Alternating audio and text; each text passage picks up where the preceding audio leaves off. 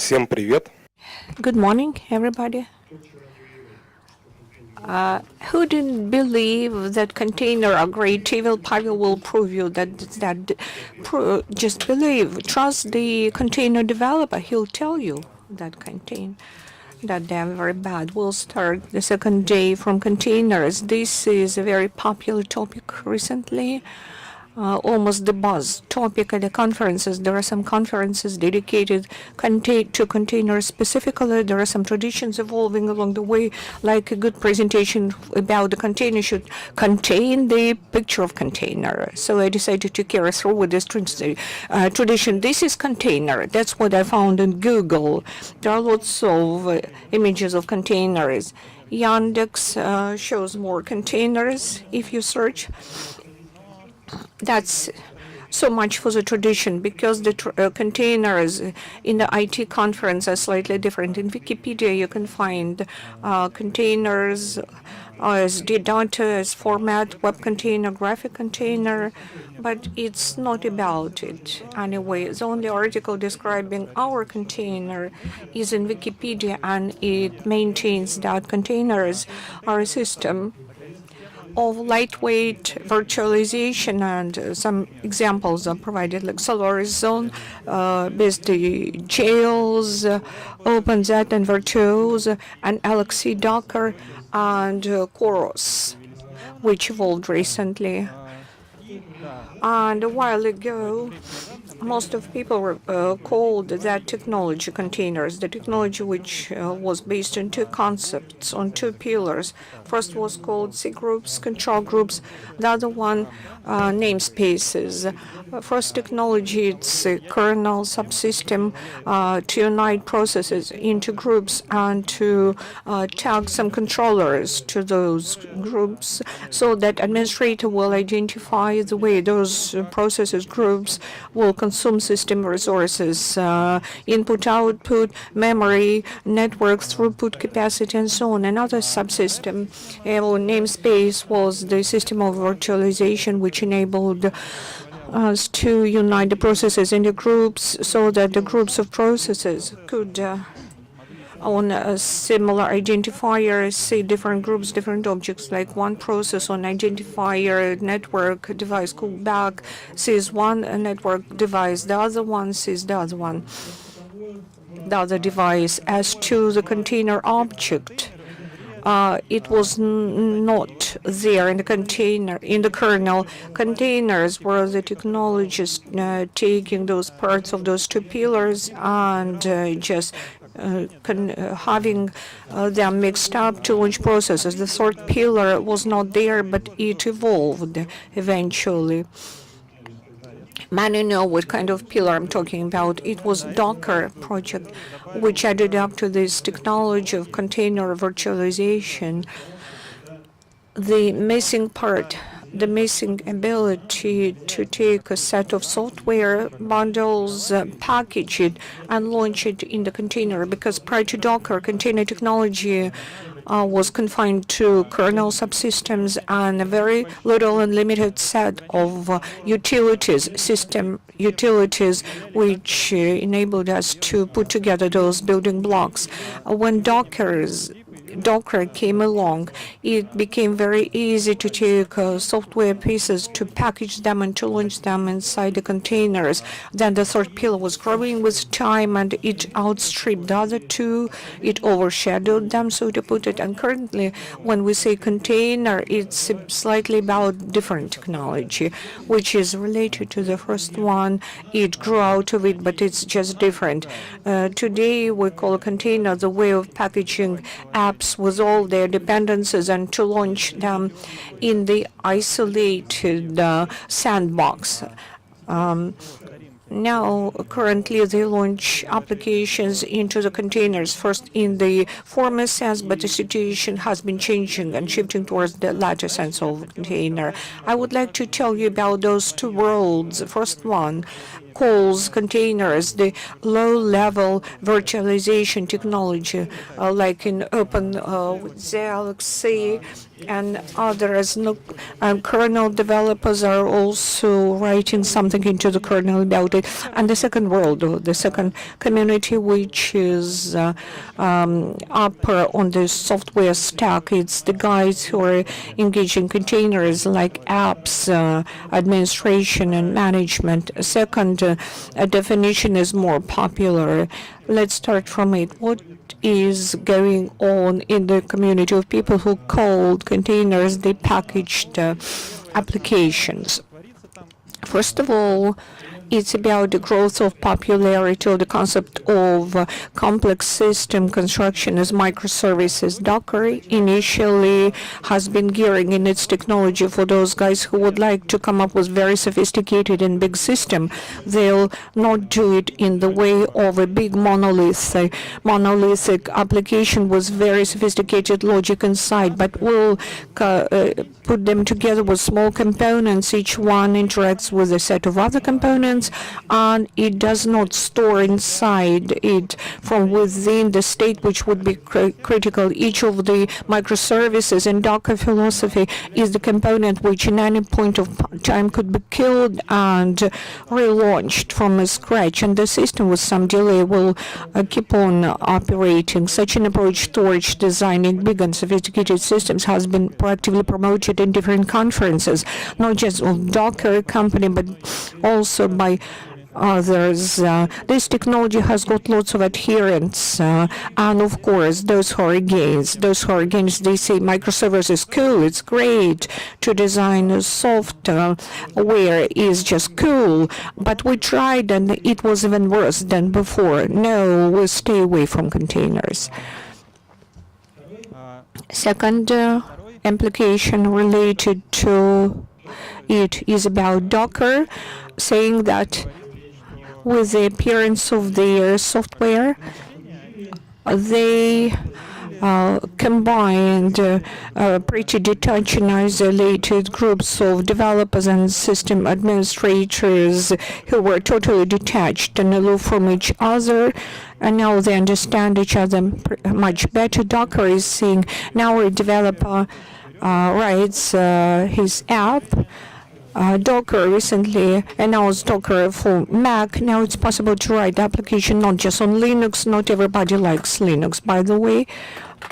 And a developer wrote the application, packaged it, pass it over to admin, and the developer may go to Bahamas, drink cocktails and sunbasking, something like that. But with the only thing that the admins come along later on, they say it's cool, they give us this app, but all the issues we had to sort out with those applications I like to put together a complex system out of several ones, to set network, to identify services, to connect storages, monitoring of the services, and most interesting part of that, updating and upgrading in due time. That is the backlog of a problem which is still there. They are quite right, but so Dockers are aware of those problems and those challenges encountered by the admins. Docker team tries to resolve it, supporting differently the projects which grow around the Docker, which in part explains this issue, why the ecosystem develops so rapidly around this project, and projects adjacent to Docker resolving those problems are plentiful. And another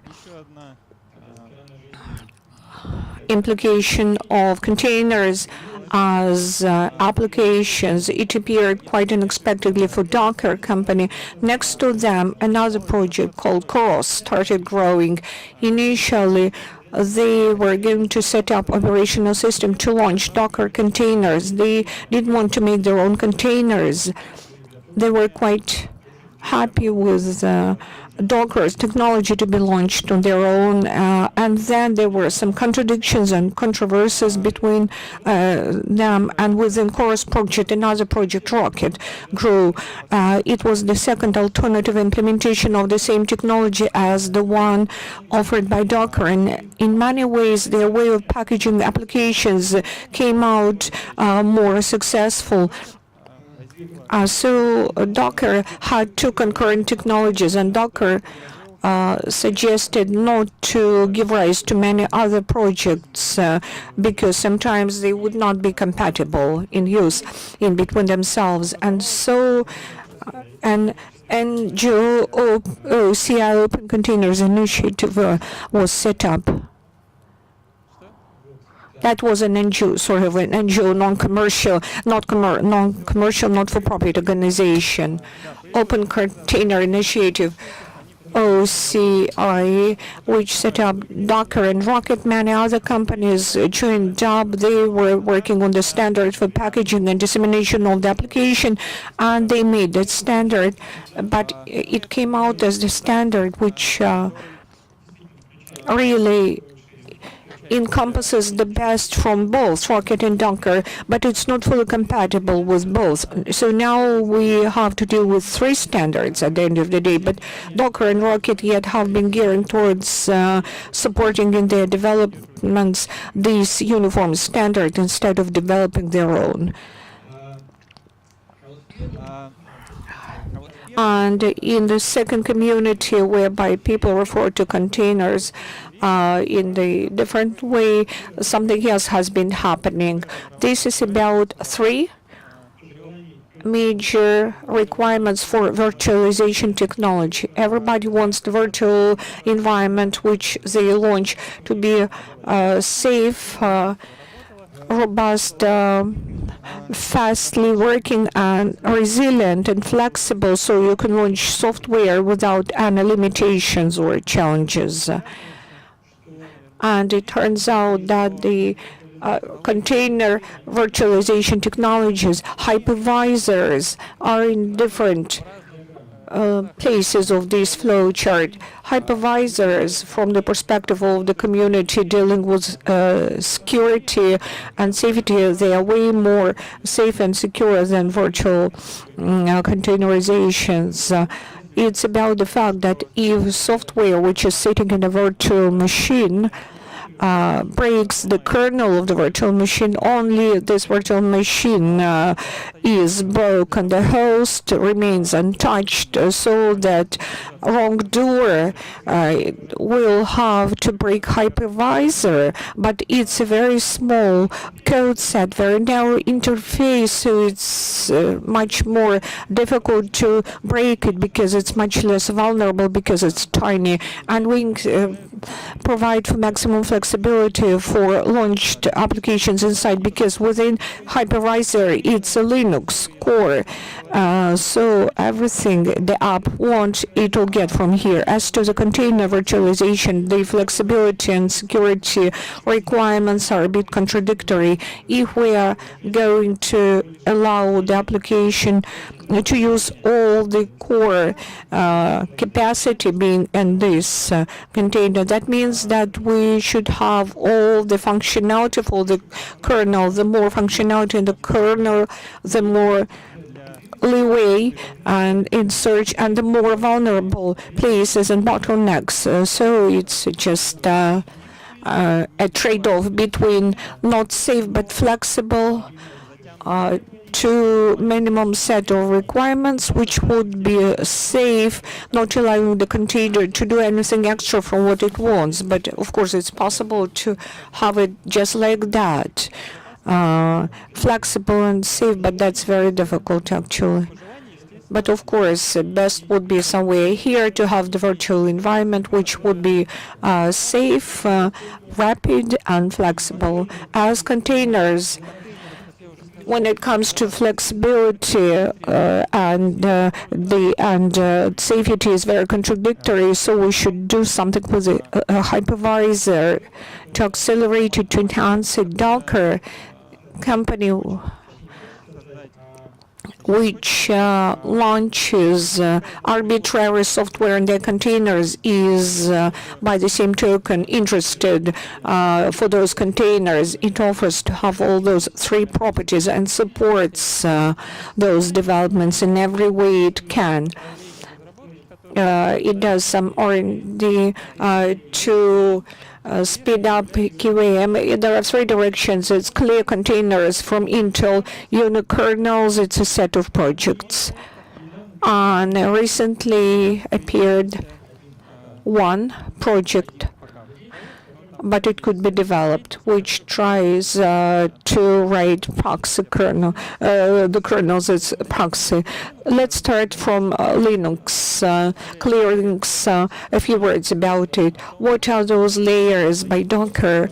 Docker, in order to provide container, the root file system, the set of files which represent the software launched in the container, it collects this file system out of layers. It has got a basic layer with basic Linux.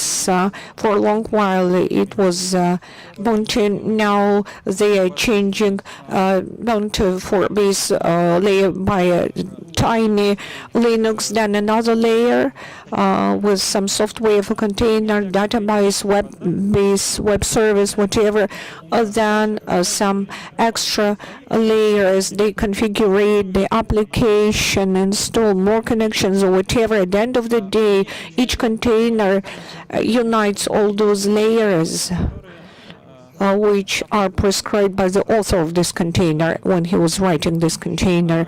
And a very great accomplishment of this technology is the fact that if several containers have got layers they share when the containers are launched, the data the system starts reading from the disk and deploying in this cache memory. They are not duplicated. If one container starts using GLC standard library in memory, does that, reads that from the disk, it's in the disk cache memory cache. The first container works with that. Then second, third, and fourth container comes along. He needs gypsy as well. He takes the pages out of that disk cache which were already read. There is no duplication, no transaction of disk input-output. This design is possible when Docker containers are launched. In the old containers, in the virtual environment, that type of container, it became possible thanks to a special file system which is called overlayers. A while ago, a similar file system was called UFS.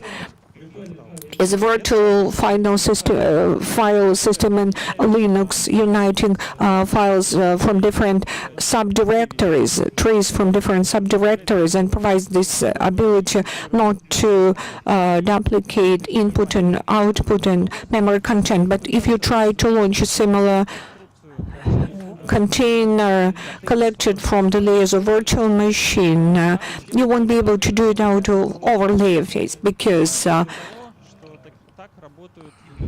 hypervisors are sitting there. It's drivers of those virtual devices. Until recent times, they did make it possible to unite the pages of this cache and to explain input-output system that if the data is read already, is viewed by one container, there should not be replication. In Intel, they're doing different things, actually, but what's interesting, what they figured out in Clear Containers project in Intel, they suggested the way to deal with those layers out of which Docker collects container, to put them inside KVM hypervisor so that the shared parts of data out of those layers were only viewed once, not to duplicate elements in disk cache in memory. It's called DUX technology for KVMs. Such block device is a disk in the memory, and on top of that, we'll need a patch to file system, which would explain this patch system to this file system that this is not a classical rotating disk to view and cache data, but it's sitting in the memory. You can work with it without any extra actions to do that. In clear containers, vis-a-vis the case when Docker is launched in conventional KVM, the density of deployment of Docker containers is similar as when they are launched in container virtual environments. Next set of projects is unikernels.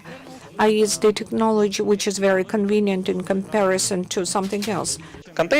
And containers, what is that? That is common hardware, common kernel, and then the stack of application libraries in each container. It is its own. And they also say that the VM virtual machine is a bit thicker stack. It's a hardware kernel, virtual hardware kernel working on virtual hardware, and then above that library and applications. And those two additional layers is what makes it slower in virtual machine compared to container virtual environments.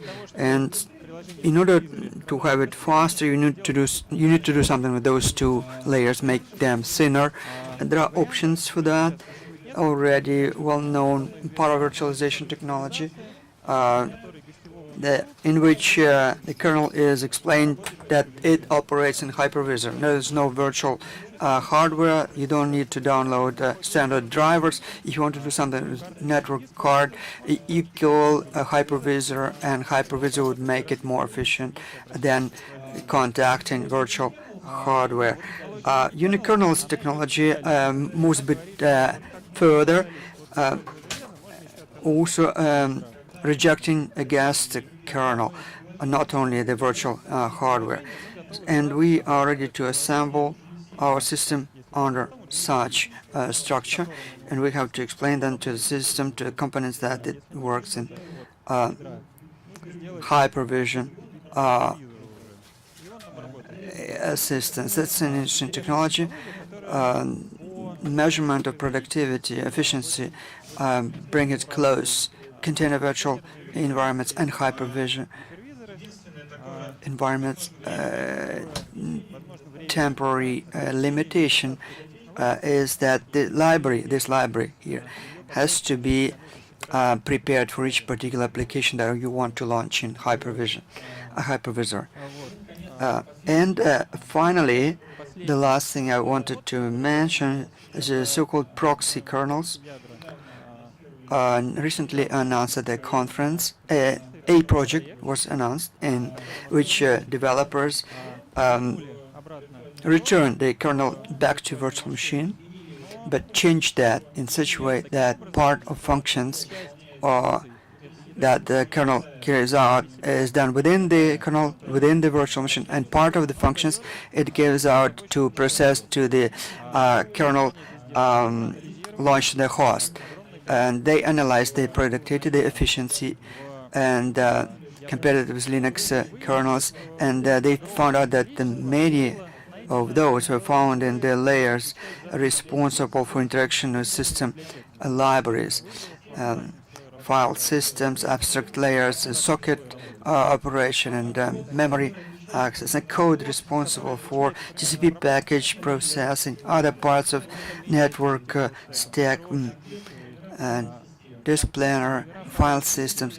There they didn't find any such limitations, and they separated parts of kernel that were not sensitive. They were allowed to continue on the host side, servicing all virtual machines, and those parts of kernel that were subject to attacks and sensitivities, they remain in hypervision. Everything makes the system in this way more resilient, because only that virtual machine is down which is broken in the case of attack, not the whole system. And beyond the container virtualization technology, because hypervisors move this way, it looks like container virtualization technology remains smaller and smaller, but still there is some niche in which hypervisors do not play a dominant role. And despite the fact that efficiency has greatly increased recently with the help of hardware designers and developers of soft, number of tests shows that productivity of programs launched in container is 10 to 20% higher compared to hypervisor running program. Nobody can do so far anything about that, but there are different scenarios which show that even those 10% are sometimes valuable advantage, especially if flexibility of the system is not really important, and other factors are more important. And when you know what to expect of the system, and simplest example is a set of services under this NFV name, Network Function Virtualization, is a software which provides various network technologies. For example, complex topologies adjustment, some smart firewall balancing modules, IP address management, and so on. All that soft is sensitive to productivity. The slightest delay in delivery of package can lead to considerable decrease in efficiency, and the fact that what that soft wants from the kernel is easy to determine. It's not that much. Socket access, some other sources from the kernel, not very complex, not very difficult to launch that soft in container virtual environment, providing that only the functions that it needs. Looking at the success of those projects that I show that try to launch network services within container virtualization component, there is interest rising to launching other service items in the same mode. When you know the function, when you know that it can be launched within the environment quite fast and not necessary to provide the high level of flexibility, different services, systems providing program-defined, software-defined storage allocation. All that soft is still has a good chance to make use of container virtualization to become more efficient. That is all from myself. If you have any questions, you are welcome.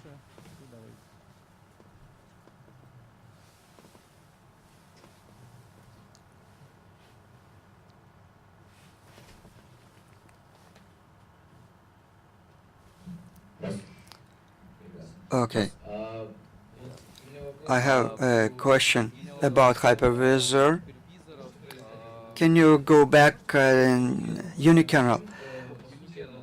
Why it is different from container virtualization? We also have kernel there. We also have separate libraries for each application. What is the difference here? The difference is the same picture. In the container, GLFC library is a general purpose, simplest library. If something is needed from the library, open a file. It makes a system call contacting the kernel, and that kernel can be either in hypervision or not.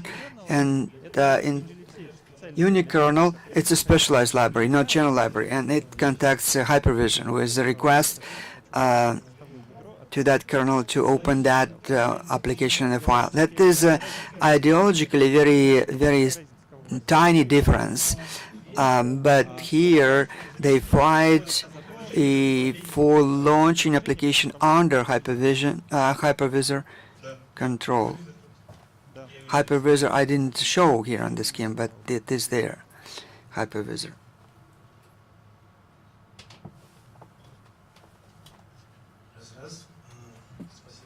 Thank you for your presentation. I wanted to ask you, first question is about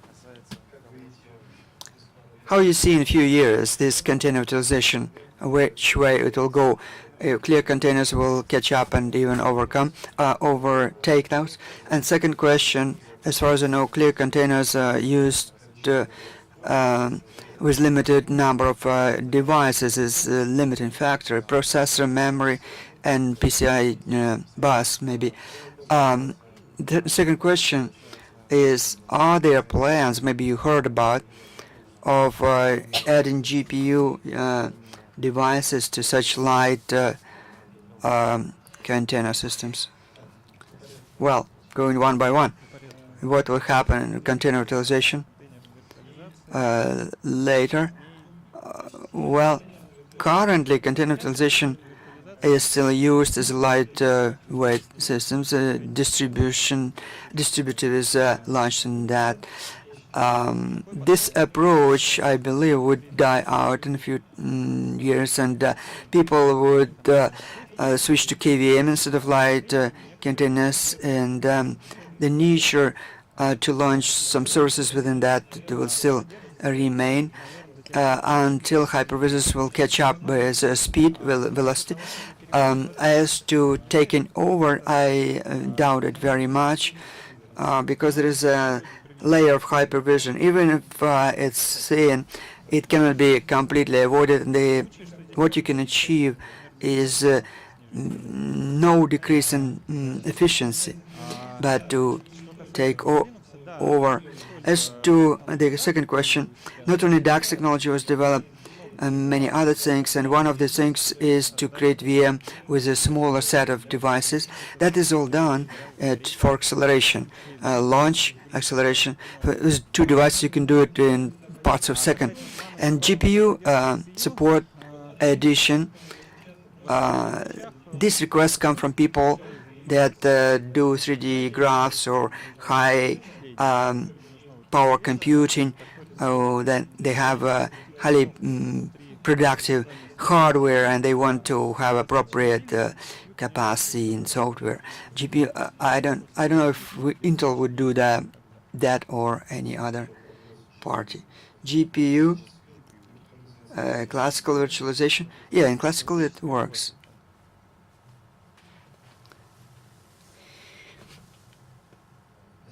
Thank you for your presentation. I wanted to ask you, you spoke about containers, about hypervisor development. What is the challenge for virtual machines in the next few years? We work in the same company. Well, challenge for virtualization is number one is that software is bought currently to use containers as light virtual machines, and first challenge is not to lose those clients with their desire to reduce stop using containers and use hypervisor. They need more compatibility, not only container virtualization but for hypervisor.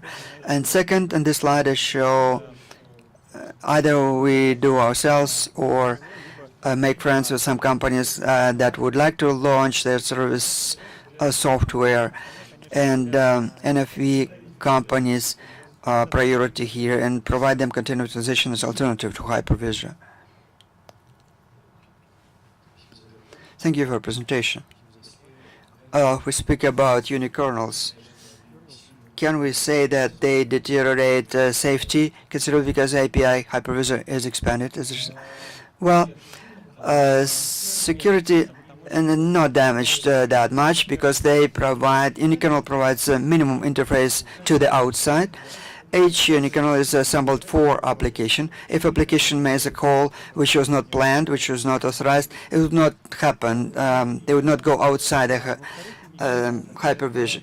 And they also do some other simplification in management of memory and privileges, which as a result leads to a situation that dangerous calls do not reach kernel. This is difficult to explain. Easy to explain, and on the other hand, difficult to explain. It's a general question answer I can give. Unikernel, you can type in Google, and you'll see a list of projects related to that. Good day. You spoke about containers as virtual machines and containers as applications. Did I understand correctly that container applications is also a virtual machine, but with addition of API. Oh, it is absolutely different. Well, not exactly. Container application is, first of all, a way or a means. It's an advanced manager of packages. That is first. And for security reasons, when container application is launched, not created but launched actually, and they try to launch it in an isolated environment. Historically, that was containers like virtual machines, but because they have problems with flexibility and security, currently container applications they try to launch under the management of hypervisor. And Docker now launches container virtual environment, and then in that environment application. But there are projects which allow, instead of creating a container virtual environment, to launch KVM or ZM, and then within that an application. But they are slow, not very highly efficient. Pavel, can you answer a little bit about block device? You mean this one?